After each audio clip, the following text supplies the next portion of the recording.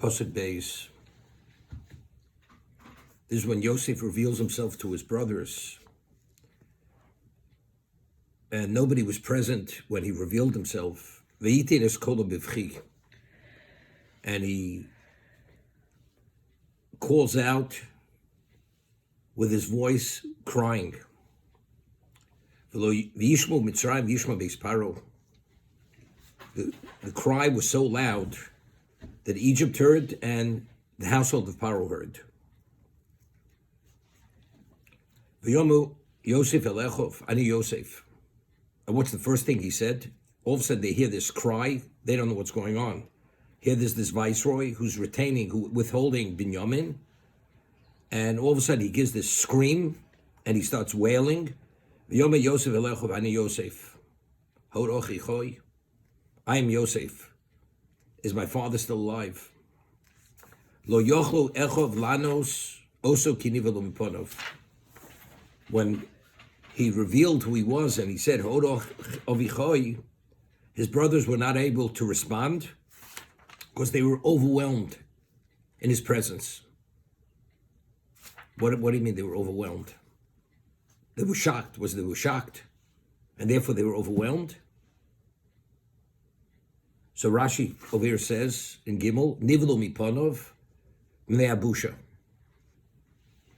Meaning they were dumbfounded and overwhelmed mneabusha because they were embarrassed. What was the embarrassment? At this moment, they came to the moment, they realized, in retrospect, that they read the script wrong. What they believed Yosef, all his tale-bearing, all that was only to destroy them, to discredit them in the eyes of the father. They should be cursed, and therefore they justified killing him, and they sold him off into slavery. And their father suffered all these years and grieved and wasn't qualified to have prophecy. This was all due to their misreading. So the level of embarrassment here was to such a degree they were stunned and dumbfounded. They could not talk.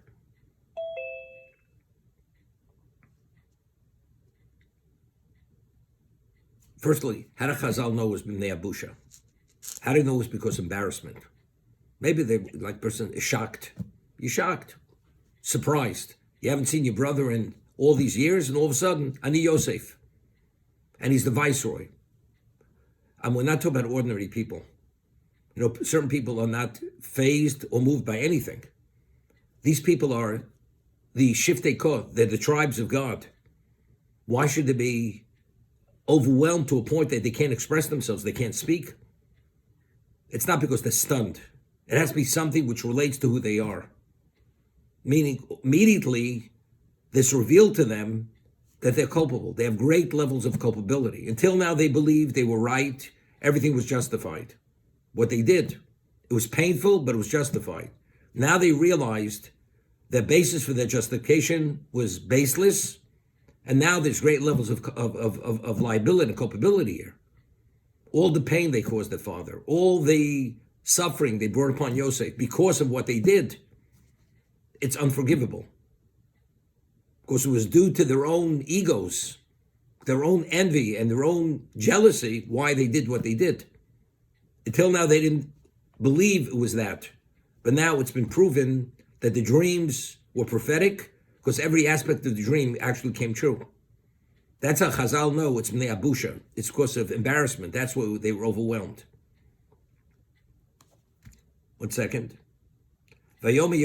Firstly, we had mentioned, he says, Ani Yosef, Hod ovichoi. He could have said, Ani Yosef. What did he have to bring out? The point, is my father still alive? So I mentioned him in the Brisker Rav. Since they returned from Egypt, from Canaan, when they first came with Binyamin, he said to them, how's your elderly father? And they said, he's well. They haven't gone back since. Now he says, Ani Yosef, Hod ovichoi. Is my father still alive? How are they supposed to know? Since they left Canaan and they're here, they haven't been back. So how do they know whether the father's alive at this moment? So why is Yosef asking at this moment from them? They don't know more than he knows. So what is he saying? Ha'orov yichoy. This is a famous word from the Brisker Rov, that he's not asking a question, that he wants a response. It's a rhetorical question. You, Yehuda, you depicted me as the most cruel person, heartless, taking away our father's youngest son, and their souls are bound up with one another. And if he doesn't return, your father's going to the grave in this level of suffering. And when you sold me to slavery, and you understood out my relationship with our father, as it says, Yosef was loved by Yaakov more than all his children combined. Did you take that in consideration? How that it would impact on our father, whether it would kill him or not? The way he grieved all these years for me. You didn't take that in consideration. But me, you paint the ugliest, cruelest picture, and yourselves, you justify that, regardless of what you did to your father. Ani Yosef. You know, I am Yosef. You know what Yosef is? I am the Ben Zekunim. I was the most beloved by our father. I was everything to our father. Horov yichoy. And when you sold me into slavery and you removed me from our father, were you concerned whether our father would survive it? It wasn't part of the equation. And now, the finger of accusation, you're pointing it at me. Understand your own, where you are. And that hit home. They understood everything. So it was a combination of many things. Yaakov did not prophesy for 22 years. The pain and suffering they brought on their father. Besides, the dreams now proved to be prophetic, and therefore, as a result of their own egos, not willing to swallow their pride, that was the cause of everything. That's why he said, Ha'orov yichoy. Is my father still alive? So it wasn't a question he needed an answer. It was a rhetorical question. Now, why did he say, Ani Yosef? And they know immediately. What do you have to immediately say, Ha'orov yichoy? As I said, he had to say it at that moment. Because he knows if you allow time to pass, it doesn't resonate the same way.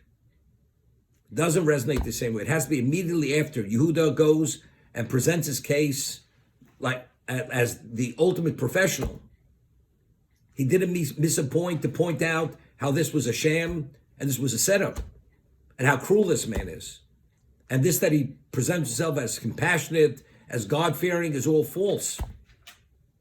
So he says, and what about you people? Are you any better than you point that you claim I am? Therefore, it's Ani Yosef Ha'orov yichoy. Simultaneously, one after another. He didn't let any time lapse for that reason. And therefore, they're overwhelmed. According to the Midrash, they were overwhelmed to the point that they passed out. And there was a question whether they could be revived. And Hashem had to revive them. This is how badly it impacted on him, this new news that in terms of seeing themselves in such a bad light. It's like, you can't live with yourself. So when Yosef sees this, that they're so stunned and overwhelmed because of embarrassment, please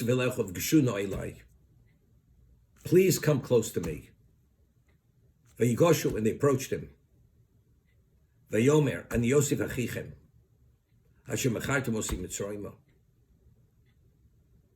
Now he refers to himself, I am Yosef, your brother. Before he says, Ani Yosef, Ha'orov yichoy. He could have said, Ani Yosef achichem. First he didn't say achichem. He didn't say the word brother. He just says, I'm Yosef. And in terms of, as we explained, my relationship with our father, did you take that in consideration? Now when he saw they were embarrassed, now he's speaking to them with a little more compassion, because he saw they got the message. Because they got the message and they're embarrassed. Some people, regardless of how guilty they are, like Lavan, Yaakov presented his case. My wives are my wives. I worked for them. I earned whatever I had. After Yaakov says to Lavan that everything he did, he gave a pound of flesh for everything he did. What does Lavan say? My daughter's my daughter, your flocks are my flocks, everything is yours, and I would have killed you if God would have allowed me. Fell on deaf ears. But it's irrefutable what Yaakov said. When you're talking to that kind of person, it doesn't make a difference. It's my way, no other way. Here, Yosef saw his brothers. They were touched by what he said. There was this level of embarrassment. Now he says to them, "V'yomer Yosef elechov gushu no Eli." He speaks to his brothers. He's speaking as a brother to a brother now. And he uses the word please. Gushu no Eli v'yigoshu. V'yomer ani Yosef achichem. I'm Yosef, your brother. Asher b'chartem osim Mitzrayim, who you sold me to Egypt. So Rashi says, Gushu no Eli. Rosam nisogim locher. He saw them backing away. They could not stand in his presence because of the embarrassment they had. Omar, now that I see my brothers are embarrassed, they're shamed. He speaks to them softly with a level of supplication. And he showed, in addition, he showed that he was circumcised. He showed them that he was circumcised. And how does he throw that one in? Gushu no, that he added the word achichem. Vayom Yosef el ani Yosef achichem. So there we see the compassion. First he didn't say ani Yosef achichem. He didn't say I'm Yosef your brother. Now vayom ani Yosef achichem.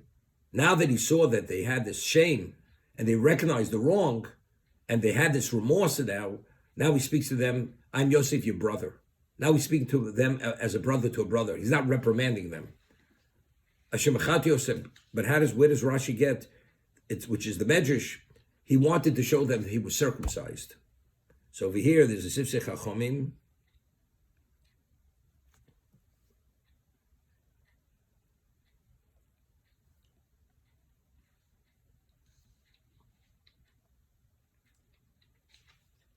So he says, if it was only come close, he says, he would have said, kirvu, korov, kirvu. Geshu means they had to come very close. What do they have to come very close? He dismissed everybody from the room. Nobody can overhear a conversation here. So Geshu means come very close. The note tells me, please come close, that he's speaking softly to them with gentleness. Geshu is he wants them what does he want to come that close? So that's where the Chazal understand he wanted to show them he was circumcised, that he's truly their brother. Now, they had made a cherem, and they included God in it, that nobody could know that Joseph was sold to Egypt. Even Yitzchak, who knew it initially, couldn't share it with Yaakov, because there was a cherem. Nobody was permitted to reveal this. So how is it conceived possible, in the any circumstance, that this man knows that Yosef was sold to Egypt, unless he's Yosef himself? Unless he's Yosef himself, there's no way he could know. Because God would not allow anybody to know. Because God was taking it to the cherem. So therefore, that confirms it. So if that confirms him, he says, "Ani Yosef achichem asher machartem osim Mitzrayim." So how did he know that? He could only know that fact unless he was the one. So if that's the case, what does he show? What does he have to show me circumcised? Right? Herolem Shumol. Is it to prove that he's Yosef, or showing me circumcised for some other reason? Right? I mean, it seems to be difficult. He's already proved that he's Yosef. Because there's no way anybody would have known other than him, unless he's the one. So why do you have to show he's circumcised? Just as a side question, I asked the question, Yosef circumcised all the Egyptians. So that he's circumcised, how does that prove that he's Yosef? Right? So what I once said, because Milah for Arabs, Ishmael, is Milah without Priya. For Jews, after Sinai, Milah is Milah and Priya. Not only do you have to cut it, you have to peel back the foreskin. It's a different reality. The Gemara says in Shabbos, Mo v'lo par kilo mo, that if you circumcise and you don't pull back the foreskin, it's not a valid circumcision. For Arabs, it's sufficient. Yaakov fulfilled the whole Torah before it was given at Sinai. So Yaakov's children, they were circumcised as post Sinai. Yosef's circumcision didn't resemble when he circumcised the Egyptians the way the Arabs circumcise. It wasn't a full circumcision. Yaakov, who kept the whole Torah entirely as it was after Sinai, his children were circumcised differently. So when he saw he was circumcised, they understood this is Yosef. It can't be anybody else but Yosef. Okay? That's what I once said. But I'm saying, why was it necessary? He already clearly, unquestionably revealed that he's Yosef because nobody else could have known. So what does he show him that he's Mo? And the answer to that question will answer the other question. You don't have to say what I said. Now, what does the circumcision represent? It's the covenant between Klal Yisrael and Hashem. That's the bris, right? That's the bris. We find that after Yaakov Avinu passed away, his brothers were concerned, now he's going to take revenge. Maybe he didn't take revenge as long as his father was alive because he didn't want to pain his father. So Yosef cried, he says, definitely not. He says, and he consoled him. Showing him the Milah wasn't the proof he was Yosef. He proved it by saying, I am Yosef, your brother sold you in Egypt.